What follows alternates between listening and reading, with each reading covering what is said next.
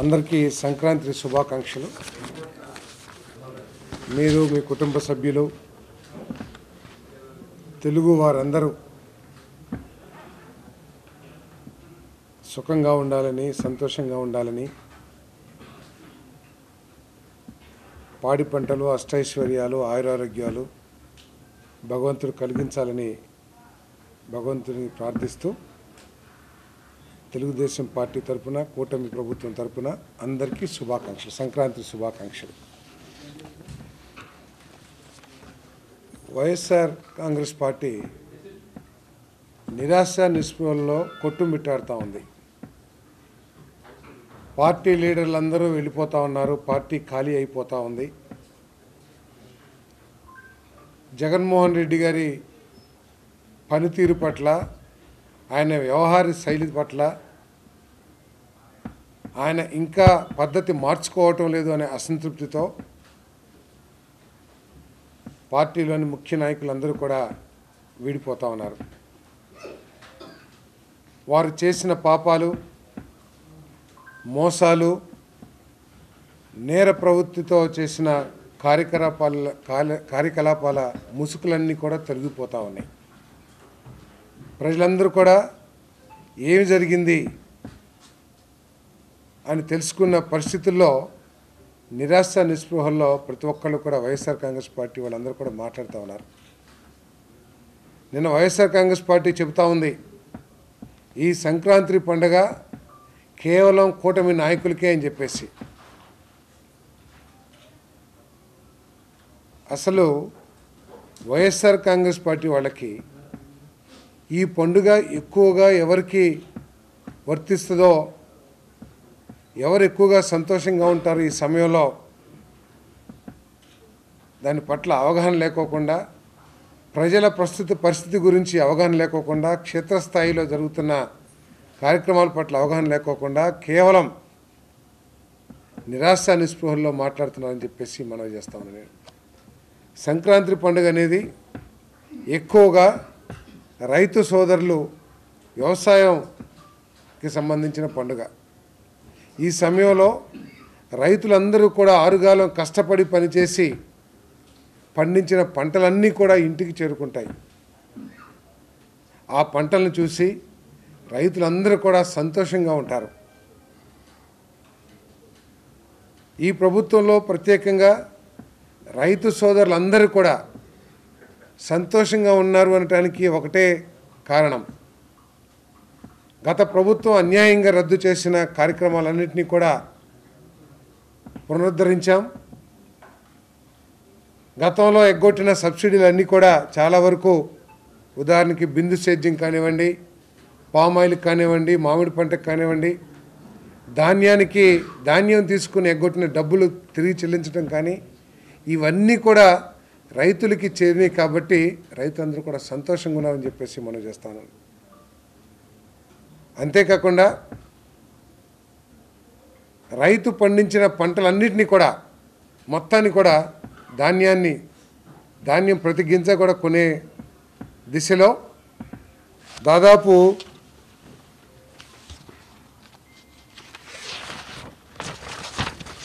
5 లక్షల మంది రైతుల దగ్గర 28,83,288 మెట్రిక్ టన్నులు, అంటే దాదాపు 29 లక్షల మెట్రిక్ టన్నులని రైతుల దగ్గర నుంచి సేకరించి 6,565.84 కోట్ల రూపాయలని కేవలం 24 గంటల లోపల, కొంతమందికి 7 గంటల్లో కూడా అకౌంట్లో వేసిన ఘనత కూటమి ప్రభుత్వం అని చెప్పేసి మనం చేస్తాను.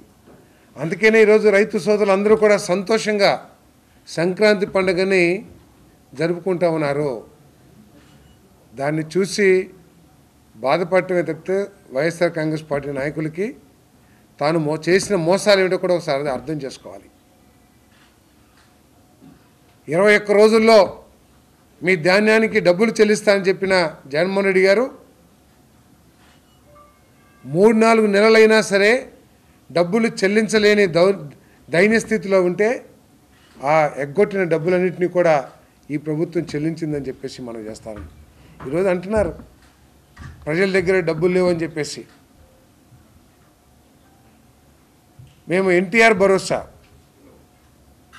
3,000 రూపాయల నుంచి 4,000 రూపాయలు చేసి దాదాపు 63-64 లక్షల మంది లబ్ధిదారులకి ఈ పెన్షన్ కార్యక్రమం ఇస్తున్న విషయం వారికి తెలియదా అని చెప్పేసి అడుగుతా ఉన్నా నేను. ప్రతి నెల 1వ తారీఖున, ఒకవేళ 1వ తారీఖు సెలవైతే అంతకు ముందు రోజే 31వ తారీఖు, 30వ తారీఖు, ఆఖరికి 29వ తారీఖును కూడా పెన్షన్ చెల్లించిన విషయాన్ని గుర్తించాలని చెప్పేసి మనం చేస్తానని. ఇంతకుముందు 3,000 రూపాయలు ఇచ్చిన వికలాంగుల పెన్షన్ని 6,000 రూపాయలకి పెంచాం. ఏదో చెప్తున్నారు మేము తల్లి దీవెన ఇచ్చాము, ఏదో అమ్మఒడి ఇచ్చామని చెప్పేసి. మీరు అమ్మఒడి సంవత్సరానికి 15,000 ఇచ్చి ఉండొచ్చు, 12,000 రూపాయలు ఇచ్చారు. మరి 3,000 నుంచి 4,000 రూపాయలు 63 లక్షల మంది కుటుంబాలకి ఇస్తున్నాం కదా. ఆ 1,000 రూపాయలు ఈ సంవత్సరానికి 12,000 రూపాయలు అవుతుంది కదా. అంటే మీరు ఇచ్చిన అమ్మఒడి ఏదైతే ఉందో దానికి సమానంగా మేము రైతు భరోసాలనే 63 లక్షల కుటుంబాలకు ఇస్తున్న విషయాన్ని గమనించాలని చెప్పేసి మనం చేస్తాము. అంతేకాకుండా వచ్చే విద్యా సంవత్సరం నుంచి తల్లి దీవెన కార్యక్రమాన్ని కూడా ప్రారంభించడానికి సన్నాహాలు చేస్తున్న విషయాన్ని కూడా ప్రజల దృష్టికి తీసుకొస్తా ఉన్నా నేను. అంటే 12,000 రూపాయలు ప్రతి కుటుంబానికి కూడా అదనంగా 65 లక్షల కుటుంబం, 63-64 లక్షల కుటుంబాలకి అదనంగా ఇవ్వటమే కాకుండా మళ్ళీ తల్లి దీవెన కూడా ఇచ్చే కార్యక్రమం చేయబోతున్నామని చెప్పేసి మనం చేస్తా ఉన్నాను. ఏదైతే సూపర్ 6లో కుటుంబానికి 3 సిలిండర్లు అని చెప్పామో ఆల్రెడీ ఆ పథకాన్ని ప్రారంభించి ఇప్పటికే ఒక సిలిండర్ ఇచ్చేసిన విషయాన్ని కూడా దాదాపు 82,97,000 మందికి సిలిండర్లు పంపిణీ చేయడం జరిగిందని చెప్పేసి కూడా మనం చేస్తాను. దీని కింద 639 కోట్ల రూపాయలు ఆ 83 లక్షల మంది కుటుంబాలకి చేరిన విషయాన్ని కూడా దృష్టికి తీసుకొస్తాను. వీటిని మించి భయానక వాతావరణం నుంచి స్వేచ్ఛా వాతావరణంలోకి ఈ ప్రజలందరూ కూడా, తెలుగు ప్రజలందరూ కూడా, ప్రత్యేకంగా ఆంధ్రప్రదేశ్ ప్రజలందరూ కూడా వచ్చారు కాబట్టి సంక్రాంతిని ఘనంగా నిర్వహిస్తున్నారు, సెలబ్రేట్ చేసుకుంటున్నారని చెప్పేసి కూడా తెలియజేస్తా ఉన్నాను. మా భూములు ఏమైపోతాయో, మా భూముల పేరు మీద, మా భూముల పుస్తకాలు, పాస్ పుస్తకాల మీద ఆయన ఫోటో వేసుకున్నారు. ఎవరు పడితే ఎవరు రిజిస్ట్రేషన్ చేస్తారో తెలియదు. ల్యాండ్ టైటిలింగ్ యాక్ట్ ఏదైతే భయానకమైన చట్టం ఉందో, మా భూములు ఏమైపోతాయని భయపడిన ప్రజలందరూ కూడా స్వేచ్ఛగా నా భూమి నాది అని చెప్పేసి ఒక ధైర్యాన్ని కల్పించాం. అది ఈరోజు ప్రజలందరూ కూడా మరి చక్కగా గడపడానికి కూడా కారణం అని చెప్పేసి ఈ సందర్భంగా తెలియజేస్తా ఉన్నాను నేను. అంతేకాకుండా అన్న క్యాంటీన్లు ఒకళ్ళ కడుపు నింపడానికి సంతోషంగా ఉత్సాహంగా ముందుకెళ్లాల్సిన ప్రభుత్వం అన్న క్యాంటీన్లు ఏ విధంగా రద్దు చేసిందో ఒకసారి ఆలోచించమని చెప్పేసి మనం చేస్తాము. ఈ 6 నెలల కాలంలో దాదాపు 200 అన్న క్యాంటీన్లు ప్రారంభించి కొన్ని లక్షల మందికి కేవలం 5 రూపాయలకే పూటకి కడుపు నింపే కార్యక్రమాన్ని, ఆకలి తీర్చే కార్యక్రమాన్ని ఈ ప్రభుత్వం చేసిన విషయాన్ని కూడా గమనించాలని చెప్పేసి మనం చేస్తాను.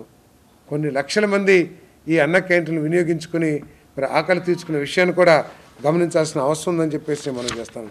అంతేకాకుండా ఇంతకుముందు వైఎస్ఆర్ కాంగ్రెస్ ప్రభుత్వం గుర్తుకు రాగానే గుంటల రోడ్లు గుర్తుకొచ్చాయి. సంక్రాంతి పండక్కి ఆ గుంటల రోడ్లో మా ఊరు వెళ్ళలేమో, నడువులు పడిపోతాయి అని చెప్పేసి భయంతో గ్రామాలకు వెళ్ళని, సొంత గ్రామాలకు వెళ్ళలేని పరిస్థితి నుంచి ఈరోజు పాట్ హోల్ ఫ్రీ మిషన్ ఆ కార్యక్రమాన్ని చేసి చాలా వరకు కూడా పూర్తి చేసే పనిలో నిమగ్నమై ఉన్నాం. మరి ఒక పండక్కే చేయాలనుకున్నాం, కొన్ని కారణాల మూలంగా కాంట్రాక్టర్లు అన్ని పనులు ఒకటేసారి రావటం మూలంగా మరి ఈ నెలాఖరికైనా సరే పూర్తి అవుతాయని చెప్పేసి భావిస్తా ఉన్నాం. రోడ్లు మెరుగుపడ్డాయి, చాలా రోడ్లు కొత్తగా కూడా వేశాం. ఎన్ఆర్జీఎస్ ద్వారా పవన్ కళ్యాణ్ గారి నేతృత్వంలో రాష్ట్ర వ్యాప్తంగా ఒకే రోజు గ్రామ సభలు ఏర్పాటు చేసి దాదాపు 3,500 నుంచి 4,000 కిలోమీటర్ల వరకు కూడా సిమెంట్ రోడ్లు వేసిన ఘనత ఈ 6 నెలల కాలంలోనే ఘనత ఈ కూటమి ప్రభుత్వం అని చెప్పేసి మనం చేస్తామని నేను. అందుకనే ఈరోజు వారి వారి గ్రామాల్లో వారి వారి వాడల్లో సిమెంట్ రోడ్లు ఏర్పడిన పరిస్థితుల్లో పరిశుభ్రమైన పరిస్థితుల్లో సంక్రాంతిని సంతోషంగా ఈ రాష్ట్ర ప్రజలందరూ కూడా సంబరంగా చేసుకుంటున్నారని చెప్పేసి నేను మనవి చేస్తాను. అదేవిధంగా పారిశ్రామికంగా ఈ రాష్ట్రం అధోగతి పాలైపోయింది. తెలుగుదేశం మన వైఎస్ఆర్ కాంగ్రెస్ పార్టీ పాలనలో మొత్తం కేవలం 6,679 కోట్ల రూపాయలు విదేశీ పెట్టుబడులు వస్తే మొదటి 6 నెలల్లోనే 82,000 కోట్ల రూపాయలు విదేశీ పెట్టుబడుల్ని తీసుకురావడం జరిగిందని చెప్పేసి కూడా నేను మనవి చేస్తానని. మరి లోకేష్ గారి ప్రయత్నంతో ఆయన అమెరికా పర్యటన మూలంగా కానివ్వండి, బాంబే వెళ్ళి పెద్ద పెద్ద పారిశ్రామికవేత్తలతో జరిపిన చర్చల ఫలితంగా కానివ్వండి, లేదా ఈ ప్రభుత్వం మీద నమ్మకం కలగటం మూలంగా కానివ్వండి, గత ప్రభుత్వంలో ఈ రాష్ట్రంలో పెట్టుబడులు పెడితే మునిగిపోతామనే భావన నుంచి ఈ రాష్ట్రంలో పెట్టుబడి పెట్టాలంటే ఎవరెవరిని కలవాలో ఏమేమి చెల్లించుకోవాలో అర్థం కాని పరిస్థితుల్లో ఈ రాష్ట్రం నుంచి కంపెనీలు మూసుకుని వెళ్ళిపోయిన పరిస్థితుల నుంచి ఈరోజు ఆంధ్రప్రదేశ్ వైపు అందరూ కూడా చూస్తూ ఉన్నారు. ఆంధ్రప్రదేశ్లో పెట్టుబడులు పెట్టాలని చెప్పేసి పెద్ద పెద్ద పారిశ్రామికవేత్తలు అదానీ కానివ్వండి, రిలయన్స్ కానివ్వండి, గూగుల్ కానివ్వండి, టీసీఎస్ కానివ్వండి, వీటికి తోడు మన గ్రీన్కో ఇవన్నీ కానివ్వండి, కొన్ని లక్షల కోట్ల రూపాయలు మనం చూసాం. ప్రధానమంత్రి గారి చేతుల మీదుగా ఎన్టీపీసీ గ్రీన్ హైడ్రోజన్ ప్రాజెక్ట్ దాదాపు 2 లక్షల కోట్ల పెట్టుబడితో ప్రారంభించాం. మరి లోకేష్ గారి చర్చల ఫలితంగా బాంబే ట్రిప్ ఫలితంగా 65,000 కోట్ల రూపాయలు విలువ చేసే సిబిజీ ప్లాంట్స్ ఈ రాష్ట్రంలో ఏర్పాటు చేస్తానికి ఊరిని ఎంఓయూనే కాకుండా వారికి కావాల్సిన భూములు కూడా కేటాయించి వారికి అన్ని అనుమతుల్ని మంజూరు చేసిన విషయం కూడా ఈ ప్రజలందరూ కూడా అర్థమవుతూ ఉంది. అదేవిధంగా స్టీల్ ప్లాంట్ కానివ్వండి, ఒరిస్సాకి వెళ్ళిపోయింది, ఒరిస్సాలో పెట్టుబడి అక్కడ స్థాపిస్తున్నారు అనే అనుకునే సందర్భంలో ఆ ఆర్సిలర్ మిట్టల్ ప్లాంట్ స్టీల్ ప్లాంట్ని మనకు తీసుకొచ్చి మన రాష్ట్రానికి తీసుకొచ్చే కార్యక్రమాన్ని మరి లోకేష్ గారి నాయకత్వంలో చేశామని చెప్పేసి కూడా మనం చేస్తా ఉన్నాం. అదేవిధంగా గూగుల్ అమెరికా ట్రిప్ పూర్తి చేసుకుని వచ్చిన ఒక 15 రోజుల లోపల 15 రోజులు నెల రోజుల లోపలే వాళ్ళ ఉన్నత టీం కమిటీ ఆంధ్రప్రదేశ్కి వచ్చి ముఖ్యమంత్రి గారి నివాసంలో ఎంఓయూ చేసుకున్న విషయాన్ని కూడా ఈ సందర్భంగా మరి ప్రజలందరి దృష్టికి తీసుకొస్తామని నేను 2018-19లో అదానీ డేటా సెంటర్ కోసం 136 ఎకరాలు కేటాయిస్తే 5 సంవత్సరాలు కనీసం ప్రయత్నం చేయకోకుండా ఆ డేటా సెంటర్ ఇక్కడికి వస్తానికి ప్రయత్నం చేయకోకుండా ఉండటం మూలంగా కొన్ని వేల కోట్ల రూపాయలని ఈ రాష్ట్ర ప్రభుత్వం నష్టపోతమే కాకుండా ఈ రాష్ట్రంలో యువతీ యువకులందరూ కూడా మాకు ఉద్యోగ అవకాశాలు లభించవు, ఈ రాష్ట్రంలో మాకు ఉపాధి లభించదు అనే అభిప్రాయం నుంచి ఈరోజు తప్పుకోకుండా రాబోయే 3-5 సంవత్సరాల్లో మాకు ఉద్యోగ అవకాశాలు లభిస్తాయి. అది అదాని డేటా సెంటరే కానివ్వండి, రిలయన్స్ సిబిజీ ప్లాంట్సే కానివ్వండి, గ్రీన్ ఎనర్జీ ఎన్టీపీసీదే కానివ్వండి, టీసీఎస్ కానివ్వండి, దానికి తోడు గవర్నమెంట్ డిఎస్సి ద్వారా దాదాపు 16,500 ఉద్యోగాలకి మరి పరీక్షలు నిర్వహించబోవటం కానీ ఇవన్నీ కూడా కలిపి ఈ రాష్ట్రంలో ప్రజలందరూ కూడా సంతోషంగా సంక్రాంతి పండుగను జరుపుకుంటున్నారని చెప్పేసి నేను మనవి చేస్తూ ఉన్నాను. ఏదైతే ఏ ఆశలతో అయితే మరి చంద్రబాబు నాయుడు గారి నాయకత్వంలో కూటమి ప్రభుత్వాన్ని తీసుకొచ్చారో ఆ ఆశయాలు నెరవేరుతాయనే నమ్మకం ఈ రాష్ట్ర ప్రజలకు ఏర్పడింది. మరి రైతులందరూ కూడా సంతోషంగా ఉన్నారు. కాబట్టి పండుగ గ్రామాలన్నీ కూడా ఒకసారి చూడండి వెళ్ళి, గ్రామాల్లో రైతులందరూ కూడా ఈ కార్యక్రమాల మూలంగా 6 నెలల్లోనే వారు ఊహించిన ఫలితాలు అందుతున్నాయనే ఆలోచనతో సంతోషంగా సంక్రాంతి పండుగను గడుపుతున్నారని చెప్పేసి మనం చేస్తూ మరి ఈ ఖాళీ అయిపోతున్నందుకు ఎందుకు ఖాళీ అవుతుందో వైఎస్ఆర్ కాంగ్రెస్ పార్టీ ఆలోచించుకోవాలి. కానీ అబద్ధపు ప్రకటనలు చేసి ఏదో రాజకీయ లబ్ధి పొందుదామంటే ప్రజలంత అమాయకులు కాదని చెప్పేసి కూడా ఈ సందర్భంగా తెలియజేస్తా ఉన్నాను.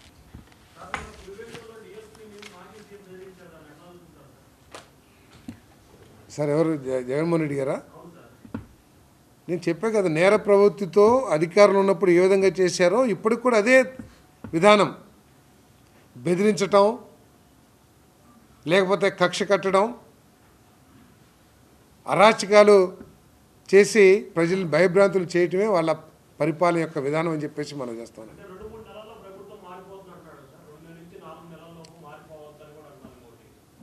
అటువంటి వాడిని ఏమంటారో కూడా నేను చెప్పడం కంటే మీరే ఊహించి రాస్తాం బాగుంటుంది. పగటి కలలా, లేకపోతే రాత్రిపూట కలలా, లేకపోతే అవి మరి ఏమనుకోవాలో, లేకపోతే ఏమన్నా మైండ్ కొంచెం ఈ పరిస్థితులకి చెల్లించే ఆ విధంగా మాట్లాడుతున్నారేమో. కానీ అది మీరే ఏం రాయాలో మీరు అర్థం చేసుకోవాలని చెప్పేసి మనం చేస్తాను. 3 నెలల్లో ప్రభుత్వం పడిపోతుందన్న అంటే ఆయన మతి భ్రమించింది అనుకుంటారో, లేకపోతే ఆయన ఏదో కలలకు అంటున్నారని చెప్పేసి, ఏదైతే వై నాట్ 175 అని చెప్పేసి ఒక రిథమిక్గా ఏదైతే మాట్లాడారో మళ్ళీ అటువంటి రిథమ్ని తీసుకుంటున్నట్టున్నారు తప్పితే వేరేది కాదని చెప్పేసి భావిస్తాను.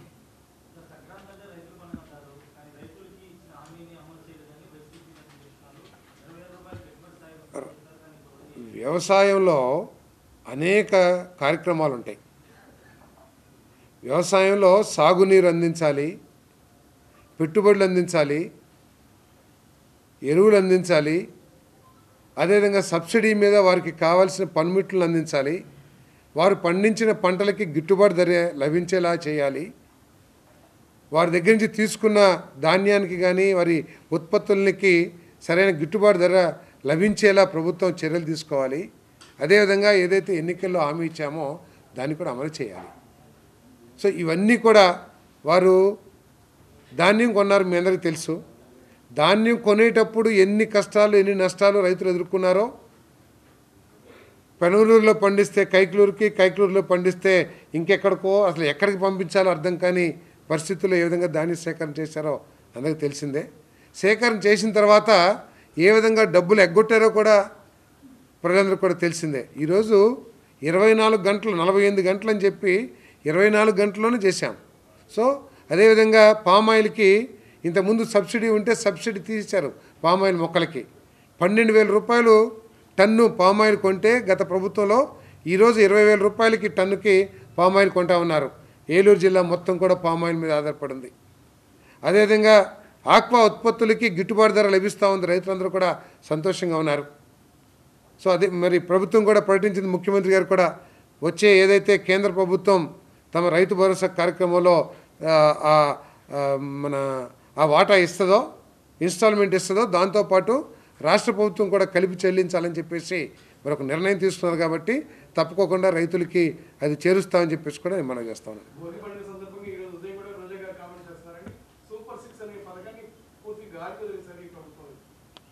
ఆమె గాలి మాటలు, గాలి వ్యవహారాలు అన్నీ కూడా తెలిసినాయి మనకి.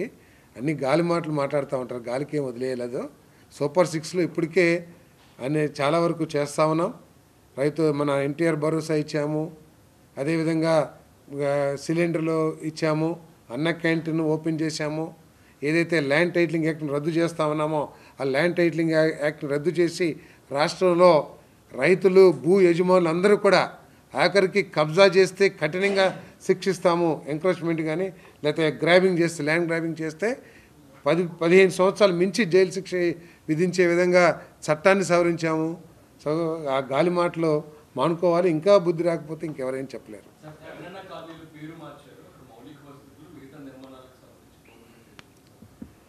ఇప్పుడు దాంట్లో ముఖ్యంగా కేంద్ర ప్రభుత్వం నుంచి పిఎంఏ కింద వేల కోట్ల రూపాయలు రాష్ట్ర ప్రభుత్వానికి అందుతున్నాయి. అంటే అక్కడ ఇల్లు నిర్మించేది కేంద్ర ప్రభుత్వ డబ్బులతో.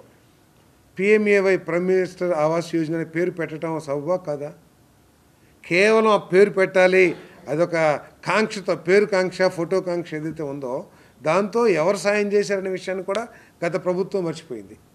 సో మేము ఇప్పుడు కేంద్ర ప్రభుత్వం నుంచి ఇంత పెద్ద ఎత్తున సహాయం అందుతుంది. కొన్ని వేల కోట్ల రూపాయలు, 25,000 కోట్లు మించి, 25,000 కోట్లు, 25,000 కోట్లు రెడీగా నాకు ఫిగర్ లేదు. సో అన్ని వేల కోట్ల రూపాయలు కేంద్ర ప్రభుత్వం చెల్లించేటప్పుడు పిఎంఏవైని పెట్టాలి కదా.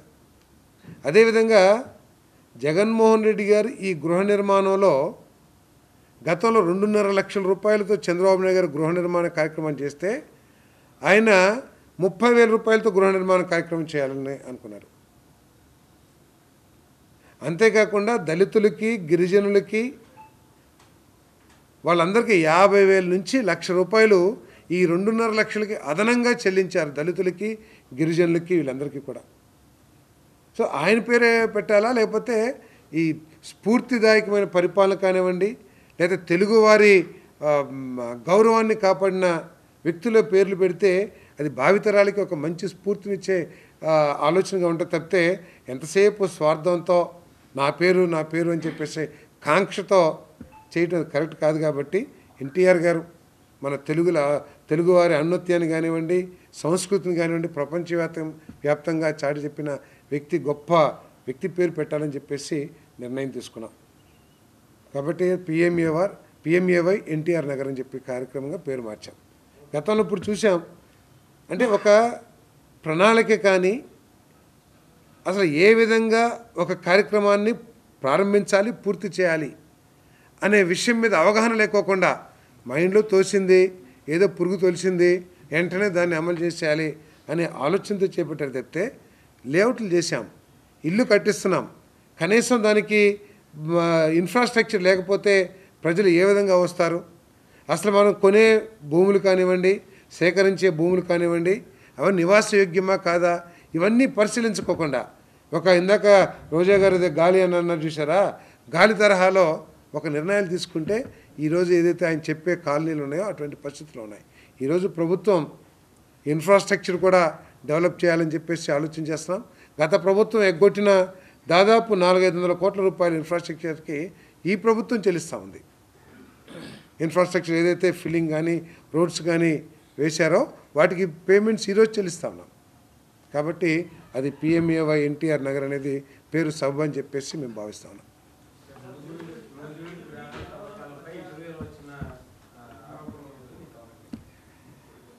అంటే ఒక మంచి పండుగ సందర్భంలో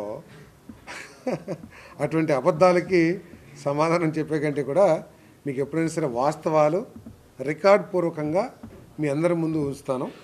ఎందుకంటే నేను వివాదాలకు వెళ్ళే వ్యక్తిని కాదు. మా పార్టీ గౌరవాన్ని, మా పార్టీ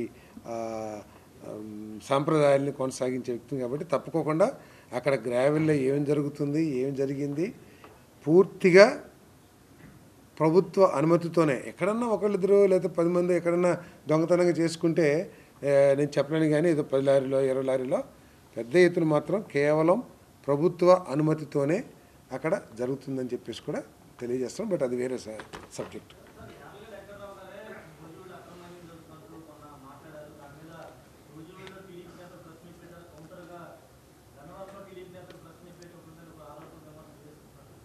మిత్రుడు అవగాహన లోపంతో కానివ్వండి, లేకపోతే అబద్ధపు సమాచారంతో కానీ మాట్లాడుండొచ్చు అనుకుంటున్నాను. ఎదురుగానే ఆయనకు కూడా సమాచారం పూర్తిగా ఇస్తాను. ఎక్కడెక్కడ నూజివీడు నియోజకవర్గంలో క్వారింగ్ జరుగుతుంది, ఎవరైనా సరే మీరైనా సరే నేను ప్రభుత్వ పార్టీ అనుమతి తీసుకుని అవసరమైతే మిమ్మల్ని కూడా తీసుకెళ్ళి ఎక్కడ క్వారింగ్ జరుగుతుంది, ఆ క్వారింగ్ జరగటానికి ఉన్న అనుమతులు ఏమిటి అవన్నీ కూడా మీకు చూపిస్తాను. మిత్రుడు అవగాహన లోపంతో ఏమైనా మాట్లాడుండొచ్చు. Okay, thank you.